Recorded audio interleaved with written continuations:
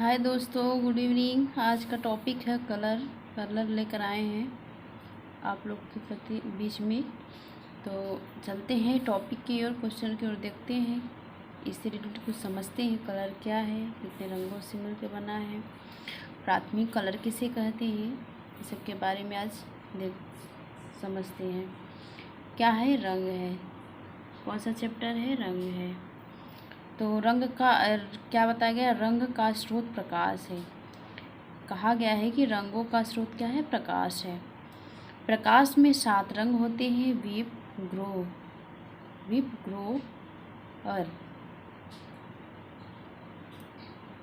Violet है, Indigo है, blue है, ग्रीन है, येलो है, ऑरेंज और रेड है।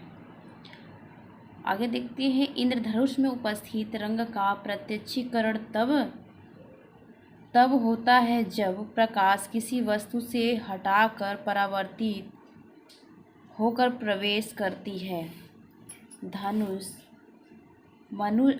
इंद्रधनुष में उपस्थित जब 7 रंग प्रत्यक्षीकरण कब दिखाई देते हैं? जब किसी प्रकाश वस्तु से टकराती है और परावर्तित प्रवेश करती है। जब टकरा कर वह फ्लैश रिटर्न दोबारा होती है तो तब इंद्रधनुष के 7 कलर दिखाई देते हैं। तो हमारी आँखों में प्रकाश ग्रहण करने वाली कोशिकाएं पाई जाती हैं जो कि लाल, पीला, हरा रंग ग्रहण करती हैं। ये तीनों रंग, लाल, पीला, हरा, ये प्राथमिक रंग है। ये तीनों रंग क्या होती हैं? हमारी आँखों की कोशिकाओं को क्या करती हैं? ग्रहण करती हैं।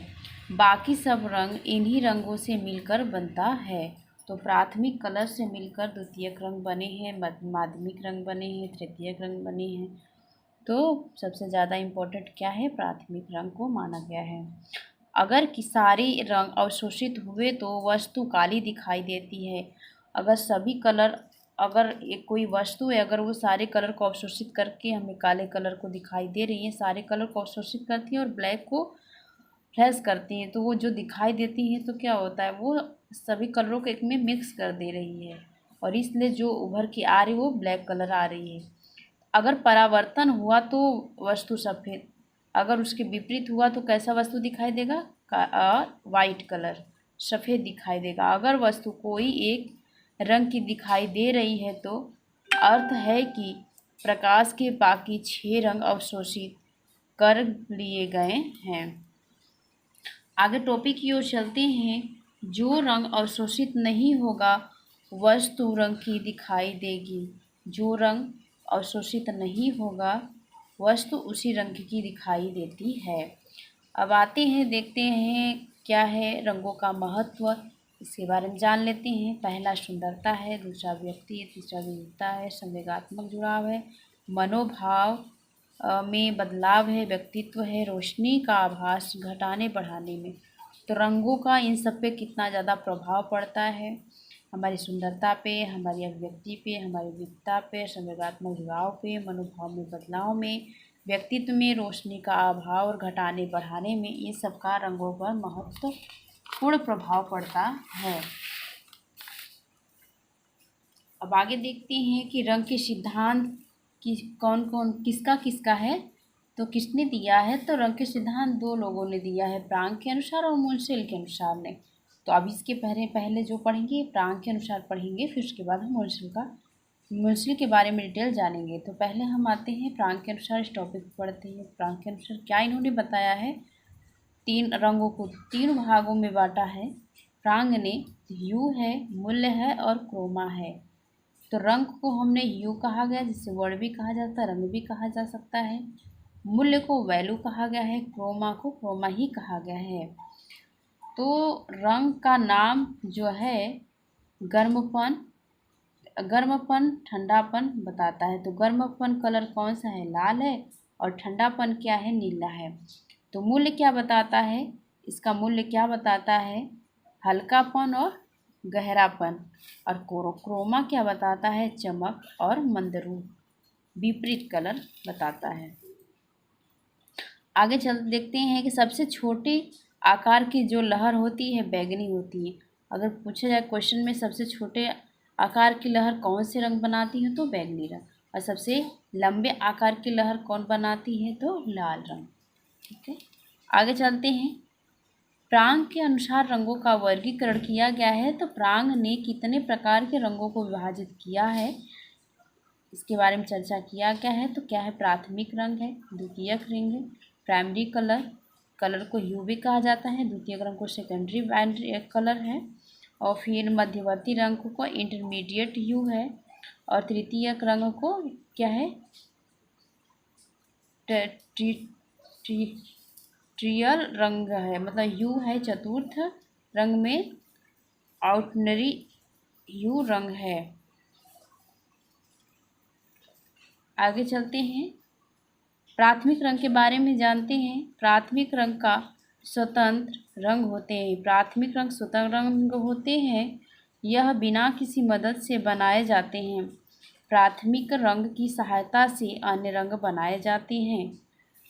तो कौन कौन सहायता से बनते हैं, तो पीला है, लाल है, नीला है, इन तीनों रंगों से हमारा द्वितीयक रंग बनेगा। तो ये क्या है, प्राइमरी रंग, प्राथमिक रंग है, इसे प्राइमरी रंग भी कह सकते हैं, प्राइमरी ह्यू कह सकते हैं।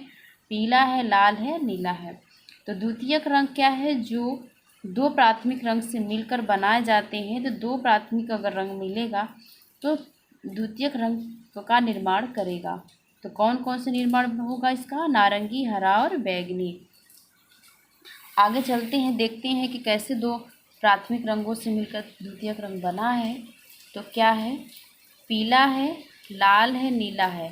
तो पीला लाल मिलके नारंगी, नीला लाल मिलके बैंगनी, नीला पीला मिलके हरा, ये हमारे द्वितीयक रंगों का निर्माण हुआ है। आगे टॉपिक की ओर चलते हैं, मध्यवर्ती रंग क्या है। एक प्राथमिक और एक द्वितीयक रंग मिलकर मध्यवर्ती रंग बनाते हैं। तो कौन सा, ये क्या है, एक प्राथमिक रंग और एक द्वितीयक रंग मिलकर क्या है, जो तीसरा का निर्माण होगा, ये हमारा मध्यवर्ती रंग बनेगा। तो अब इसके बारे में डायग्राम देख लेते हैं। जैसे कि मेरा पीला लाल हरा, पीला लाल नीला क्या प्राथमिक रंग है, द्वितीयक रंग नारंगी हरा बैंगनी। तो अब देखिए यहाँ पे लाल और नारंगी के बीच में नारंगी प्लस लाल कलर बना है, नारंगी पीला के बीच में नारंगी प्लस पीला, पीला और हरा के बीच में पीला प्लस हरा, हरा और नीला के बीच में हरा प्लस नीला, नीला के बैंगनी के बीच में बैंगनी प्लस नीला। ऐसे ही क्रम बनाकर इसे क्या है, मध्यवर्ती रंग को बनाया गया है, ऐसे क्रम से। आगे देखते हैं, तृतीयक श्रेणी के रंग कौन से हैं, जो तृतीयक कलर में आते हैं। तृतीयक रंग वे द्वितीयक रंगों को मिलाकर बनते हैं। जैसे क्या है आपका, यहाँ पर येलो ग्रीन मिलाकर, ग्रीन ब्लू मिलाकर, ब्लू क्या है वायलेट, फिर वायलेट रेड, फिर रेड ऑरेंज, ऑरेंज और येलो मिला के ऐसे बनते हैं। तो इनमें चमक नहीं होती है, जैसे हरा प्लस बैंगनी। तो हरा प्लस बैंगनी मिलाकर क्या है, धुएं के समान पीला बनेगा रंग, और नारंगी प्लस बैंगनी मिलाकर ईंट के समान लाल रंग बनेगा। आगे चलते हैं, देखते हैं चतुर्थ श्रेणी के रंग। ये प्रांक के अनुसार 5 भागों में बांटा गया है। तो चतुर्थ रंग क्या है, इसके बारे में देखते हैं। चतुर्थ श्रेणी के जो रंग हैं, तो चतुर्थ श्रेणी के रंग बनाने के लिए हमें दो तृतीयक श्रेणी के रंग मिलाने पड़ते हैं। जैसे तृतीयक पीला, तृतीयक नीला। तो कौन सा रंग बनेगा, बुझा हुआ हरा। तृतीयक लाल प्लस तृतीयक पीला बनाकर बुझा हुआ नारंगी। तो ये कलर इसके डिफरेंट बनेंगे, जैसे बुझा हल्का हल्का ये कलर बनेगा तृतीयक लाल और तृतीयक पीला मिलाकर, एग्जाम्पल में बताया गया है। आगे चलते हैं, देखते हैं प्रांग के अनुसार रंग योजना। तो प्रांग ने रंग योजना को किस तरह से परिभाषित किया है, इसके बारे में देख लेते हैं। तो क्या है, 2 भागों में विभाजित किया गया है। देखते हैं, अनुरूप रंग योजना, विपरीत रंग योजना। इसके अंतर्गत क्या बताएगा, सिमिलर कलर स्कीम और क्या है, कंट्रास्ट ह्यू स्कीम। तो एक रंगी योजना तो मोनोक्रोमैटिक ह्यू स्कीम है, ह्यू स्कीम, और जो इस एक रंगी योजना को कहते हैं।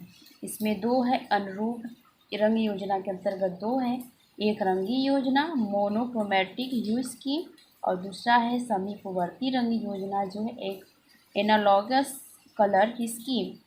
और इधर चलते हैं विपरीत रंग योजना में, देखते हैं पूरक योजना विरोधाभासी रंग जिसे कहते हैं तो कम्प्लीमेंट्री कलर है।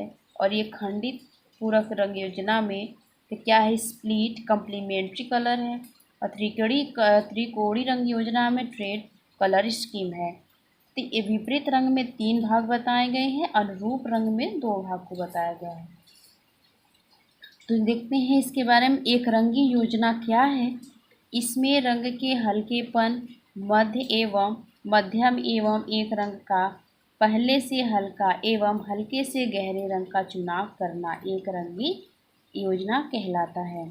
समीपवर्ती रंग योजना क्या है, रंग चक्र में पास के 2 या 3 रंगों का चयन समीपवर्ती। जैसे क्या है, ये रंग चक्र जो हमारा रंग चक्र है उसके पास की क्या है, उसके पास का हम एक साथ 2 या 3 कलर को ले लेते हैं या चयन कर लेते हैं तो क्या है, समीपवर्ती रंग योजना कहलाता है। जैसे नीले के पास बैगनी या आसमानी हो तो उसे हम ले सकते हैं, तो समीपवर्ती रंग योजना के अंतर्गत आता है। अब देखते हैं विपरीत रंग योजना में क्या बताया गया, जो प्रत्यक्ष पूरक रंग योजना है। तो रंग चक्र के एक दूसरे के विरोधी 2 रंग द्वारा योजना बनाया गया है। नोट में है, इसमें एक रंग शीतल तथा दूसरा रंग गर्म होना चाहिए। अब जैसे इसके विपरीत है, अब यहाँ रेड है तो यहाँ ग्रीन है, ऑरेंज है ब्लू है, ये ऐसे विपरीत प्रत्यक्ष पूरक बनाया गया है रंग योजना। ये किसके अंतर्गत आएगा, विपरीत रंग योजना के प्रथम चरण में क्या है, प्रत्यक्ष पूरक रंग योजना को दर्शाया गया है। अब आते हैं दोहरे पूरक रंग योजना में क्या बताया गया है। तो 2 विरोधी रंग द्वारा योजना बनाई जाती है। जैसे पीला प्लस नारंगी का विरोधी रंग नीला प्लस बैंगनी का होगा। इस तरह कलर व्हील बना हुआ है, इसके ऐसे क्रॉस सेक्शन, मतलब एक यहाँ पे अगर इसका ग्रीन कलर लिया गया तो इसके विपरीत, मतलब पीला और नारंगी विरोधी नीला बैंगनी होगा। तो अगर 2 कलरों के विरोध में देखा जाए, अगर 2 कलर ऐसे हैं इसके विरोध में देखा जाए तो ऐसे 2 कलर को हम ले सकते हैं। अब आगे चलते हैं, खंडित पूरक रंग योजना को देखते हैं। किसी एक रंग के साथ उसके विपरीत रंग को न लेकर उसके बगल के दोनों रंग लिए जाते हैं। जैसे कि ये हमारा मेन मध्य कलर है, ये व्हील बना हुआ है, मध्य केंद्र है। यहाँ ऊपर हमारा अगर पीला है या यहाँ पे पीला कलर है तो यहाँ से हम यहाँ से ऐसे उसके पूरक लेंगे, एक इधर कलर लेंगे और मध्य से एक इधर कलर लेंगे। अब आते हैं त्रिकोणीय रंग योजना में, इसके बारे में चर्चा कर लेते हैं। इसके 3 रंगों को मिलाकर रंग योजना बनाई जाती है। तो जो रंग चक्र में एक दूसरे के समान चक्र पर रहते हुए त्रिभुज का निर्माण करें, उन्हें रंगों को चुना जाता है। त्रिकोणीय रंग योजना में यही है कि जैसे एक जगह रहकर 3 रंगों को त्रिकोण रूप में लिया जाए या चुनाव करे, वही त्रिकोणीय होती है। तो जैसे यहाँ येलो है तो येलो के पास रेड और ग्रीन ब्लू, ये त्रिकोणीय संरचना बना रही है, तो ये त्रिकोणीय रंग योजना के अंतर्गत आएगी। अब आते हैं वैल्यू के बारे में जानते हैं। प्रांगण ने वैल्यू को भी दिया है, तो वैल्यू क्या है इसके बारे में हम चर्चा कर लेते हैं। वैल्यू क्या है, वैल्यू क्या दर्शाता है, हल्कापन और गहरापन। गहरापन और हल्कापन को वैल्यू दर्शाता है। उसका मूल्य क्या है, कलर का मूल्य क्या है, तो मूल्य कैसा भाव, मतलब उसकी वैल्यू क्या है, वो कैसा भाव दे रहा है। गहरापन का मतलब कैसा दिख रहा है, गहरापन है कि हल्कापन है। तो सफ़ेद एवं काला रंग तटस्थ रंग जाने जाते हैं। सफ़ेद का मूल्य सबसे कम होता है, काला रंग का मूल्य सबसे ज़्यादा होता है। क्वेश्चन में पूछ दिया जाए, 4 ऑप्शन दे दिया जाए, अगर पूछ दिया जाए कि सबसे ज़्यादा मूल्य किस रंग का होता है, सफ़ेद है, काला है, नीला है, पीला है, तो आप सबसे कम, अगर सबसे ज़्यादा पूछा है तो काला को करेंगे मूल्य, अगर सबसे कम पूछा है तो किसका करेंगे, कलर में क्या टिक लगाएंगे, सफ़ेद को। अब मूल्य के अनुसार 3 भागों में 3 श्रेणियों में इस तरह बताया गया है। टिंट से टोन को क्या कैसे कलर मिलाया जाएगा, तो टिंट पढ़ते हैं, ये मोस्ट इम्पोर्टेंट क्वेश्चन है, जरूर क्वेश्चन इसमें से एक जरूर पूछी जाएंगी इससे रिलेटेड। तो टिंट क्या कहता है इसके बारे में पढ़ लेते हैं। किसी रंग में सफ़ेद रंग मिलने पर रंग हल्का हो जाता है। किसी रंग में अगर सफ़ेद रंग मिला दिया जाता है, जैसे लाल में अगर हम सफ़ेद मिलाएंगे तो हल्का लाल बनेगा, पीला में अगर सफ़ेद मिला हल्का पीला होगा, और आपको ग्रीन में अगर सफ़ेद मिलाएगा तो क्या होगा, हल्का, मतलब कलर हल्का बन जाता है सफ़ेद मिलाने में। तो सब लाल में सफ़ेद मिलाने पर गुलाबी रंग बन जाता है। तो क्या होता है, जब जो लाल रंग है वो तो डार्क कलर है, वो उसके कलर से जब उसमें सफ़ेद मिला देंगे वो दूसरे कलर में चेंज हो रहा है, वो हल्का बन रहा है, तो हल्का बन के दूसरे कलर का रूप दे रहा है। तो ये क्या कहलाता है, टिंट के अंतर्गत कहलाता है। अगर ये क्वेश्चन पूछेगा इसमें कि सफ़ेद रंग मिलाने पर क्या बनता है, किसी भी रंग में सफ़ेद रंग बनाने में सफ़ेद रंग मिलाने पर क्या कौन सा रंग बनता है, तो गुलाबी रंग बनता है। तो कैसा प्रदर्शित करता है, तो टिंट के रूप में प्रदर्शित करता है। या क्या बताता है, तो टिंट बताता है। टिंट ही बताता है जो कि सफ़ेद रंग को मिलाने पर हल्का रंग बनता है, जैसे लाल में सफ़ेद मिलाने पर गुलाबी रंग बनता है। आगे टॉपिक है शेड। शेड क्या है, किसी रंग में काला रंग मिलाने पर रंग गहरा होता जाता है, जैसे लाल में काला मिलाने पर मेहरून रंग बन जाता है। शेड क्या बता रहा है कि किसी रंग में काला रंग मिलाने पर रंग क्या होता है, गहरा हो जाता है। इससे भी क्वेश्चन बनेगा, काला रंग मिलाने पर क्या बनता है, तो रंग का गहरापन बन जाता है। तो क्या दर्शाता है, शेड है, टिंट है, टोन है, ओपेक, तो दोनों। क्या बोलेंगे आप, इसमें टिक क्या लगाया जाएगा, शेड। शेड ही है क्या कि काला रंग को मिलाने पे गहरा रंग हो जाता है। लाल में अगर काला मिलाएंगे तो मेहरून रंग बन जाता है। टोन क्या प्रदर्शित कर रहा है कि किसी भी रंग में ग्रे रंग मिलाने पर रंग में टोन का निर्माण होता है। अगर कोई भी कलर है, अगर हम उसमें ग्रे कलर मिलाते हैं तो क्या होता है, वो टोन का निर्माण करता है। अब देखते हैं प्रांग ने 3 भागों में बताया था, तो यू, वैल्यू और क्रोमा। तो हमने 2 को पढ़ लिया है, यू मतलब रंग को भी पढ़ा है, मूल्य को भी पढ़ा है, और वैल्यू को मूल्य को भी पढ़ा है। अभी क्रोमा को पढ़ते हैं। तो किसी रंग में उसके सामने के रंग को मिलाने पर उसकी चमक और मंदता कम हो या ज़्यादा किया जाता है, कम या ज़्यादा किया जाता है। यह चमक या धुंधलेपन को इंगित करता है। क्रोम क्या कह रहा है कि अगर ये क्या कह रहा है कि किसी रंग में उसके सामने वाले रंग को मिलाने से क्या होता है, कभी चमक भी रंग बन सकता है, एवं मंदता मतलब थोड़ा हल्का भी मंद कलर भी बन सकता है, या कलर ज़्यादा होने पे कम होने पर भी क्या होता है, कलर चमकदार भी हो सकता है, मंद भी हो सकता है। तो इसमें क्या होता है कि धुंधलेपन को, चमक और धुंधलेपन को दोनों को इंगित करेगा। तो रंगों के गुण के बारे में पहचान लेते हैं कि कौन सा है रंग, क्या है, गर्म है, ठंडा है, हल्का है, भारी है, और अपनेपन का एहसास दिला रहा है। तो कौन कौन से रंग हैं, तो रंगों के गुण के बारे में समझते हैं। गर्म एवं ठंडे रंग को प्रदर्शित कर रहा है, तो कौन, पीला, लाल, नारंगी। पीला, लाल, नारंगी ये तीनों कलर कौन से रंग को किसको प्रदर्शित करा, तो गर्म रंग को प्रदर्शित करा। क्वेश्चन में पुटअप होते हैं, पूछा जाएगा कि इसमें कि ऐसा कौन सा कलर है जो गर्म रंग को प्रदर्शित करता है, तो पीला है, लाल है, नारंगी, ये तीनों ऑप्शन में रहेंगे, आप इस पे चेक लगाएंगे। फिर इसमें बताया गया कि ठंडा रंग कौन सा है, तो नीला, हरा, बैगनी। नीला, हरा, बैगनी ठंडे रंग को प्रदर्शित करता है। अब इसमें देखते हैं भारी एवं हल्के रंग किस रंगों को बताया गया है, तो हरा, भूरा, लाल को भारी रंग, बैगनी, नीला, गुलाबी को हल्का रंग बताया गया है। रंगों की ही पहचान तो होती है, कौन सा भारी कौन सा हल्का है। तो हम कैसे पहचानेंगे कि हरा, भूरा, लाल ये जो रंग होता है ये भारी होता है, नीला, बैगनी, नीला, गुलाबी हल्के रंग माने जाते हैं। और आगे एवं पीछे बढ़ने का एहसास दिलाने के लिए जो रंग होते, कौन कौन से रंग होते हैं, तो पीला, लाल, नारंगी आगे बढ़ने का उत्साह देने का, क्या कहते हैं, मोटिव करने का ये रंग होते हैं। कुछ ऐसे रंग भी होते हैं जो हमें क्या कहते हैं, एक्टिव रहने के लिए, आगे बढ़ने के लिए, हर खुशी को व्यक्त करने के लिए भी क्या है, रंग दर्शाया जाता है या रंग बताता है। तो आगे बढ़ने का जो रंग बता रहा है, तो अगर हमको आगे बढ़ना तो ये कौन सा रंग प्रदर्शित कर रहा है, तो पीला, लाल, नारंगी। और नीचे क्या है कि हरा नीला क्या है, तो पीछे हटने वाला कलर इसे माना गया है। अब आगे चलते हैं, मुंशिल रंग योजना के बारे में समझ लेते हैं, इनका क्या सिस्टम कह रहा है।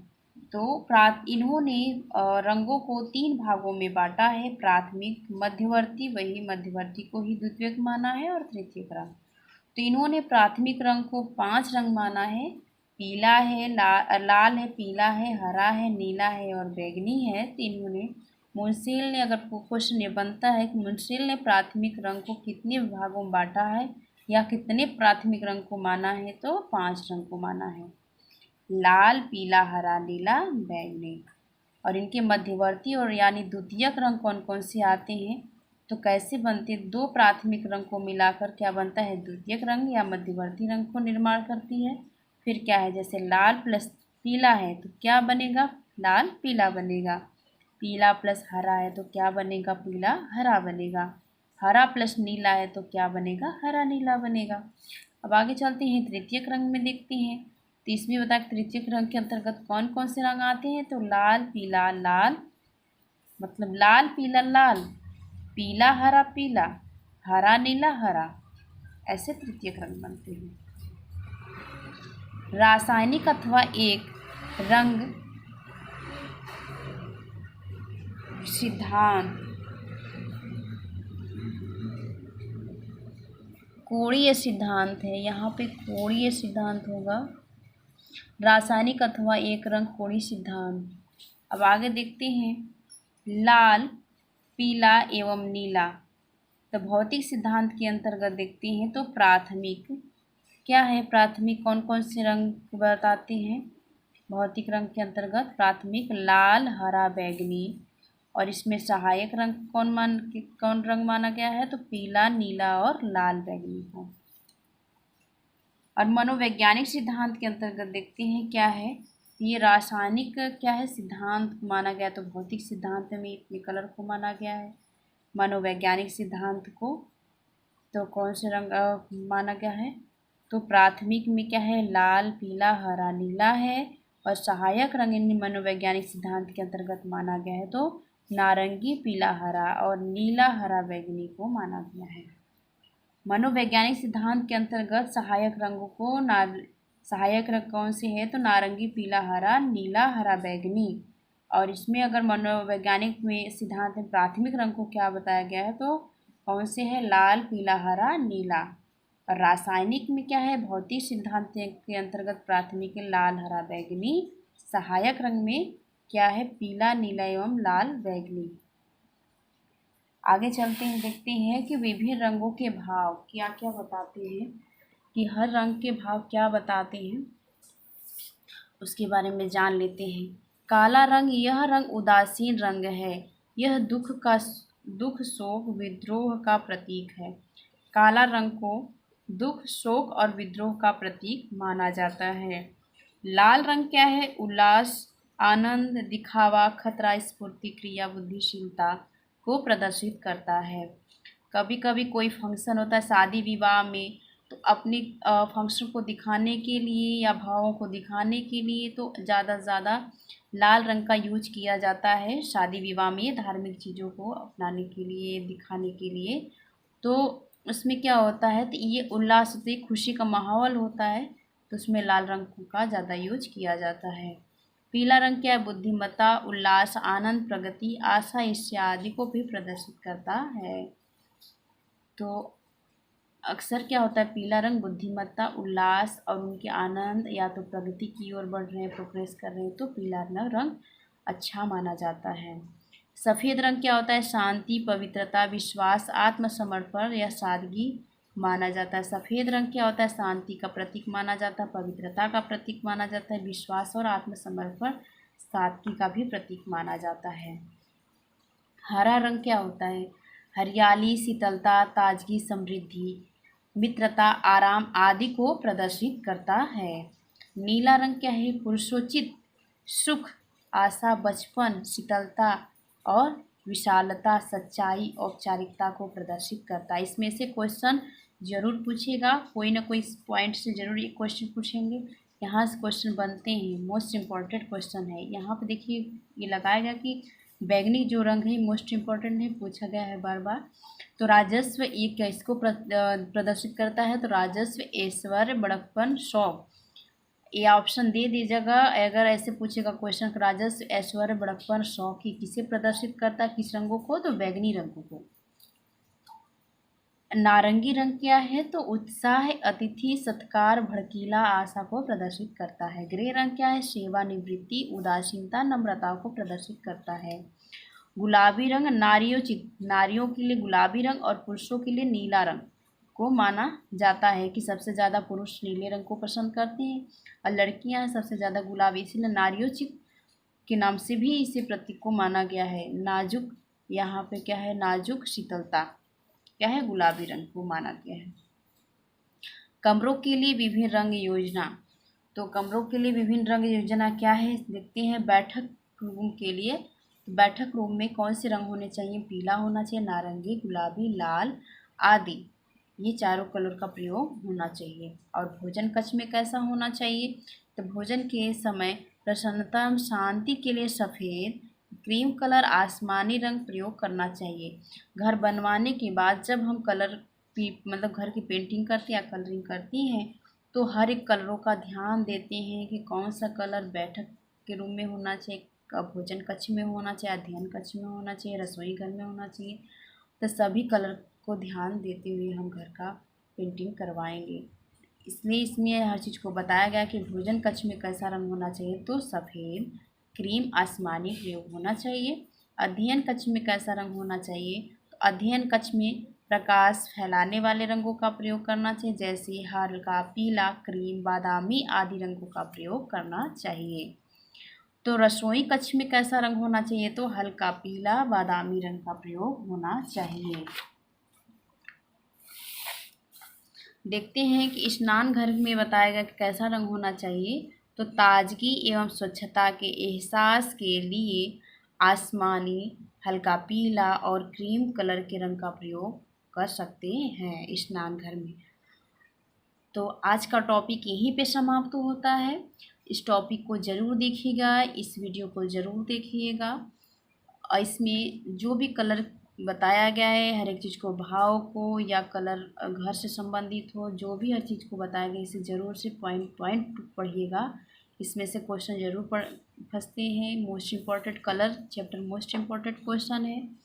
तो पूरा वीडियो शुरू से अंत तक ज़रूर देखिएगा। प्लीज़ इस वीडियो को लाइक, सब्सक्राइब एंड शेयर ज़रूर कीजिएगा। Thanks for watching.